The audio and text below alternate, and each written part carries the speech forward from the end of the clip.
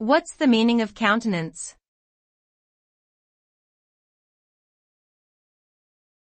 Countenance.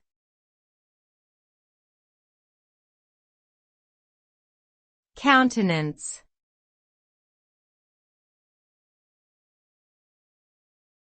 Countenance.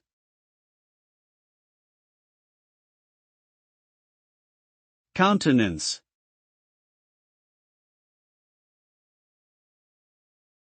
Countenance can refer to a person's facial expression or overall appearance.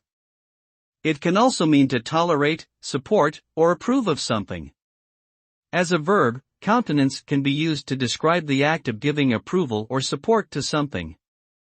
In general, countenance is often used in a figurative sense to describe how someone appears to feel about something or to suggest a level of acceptance or endorsement.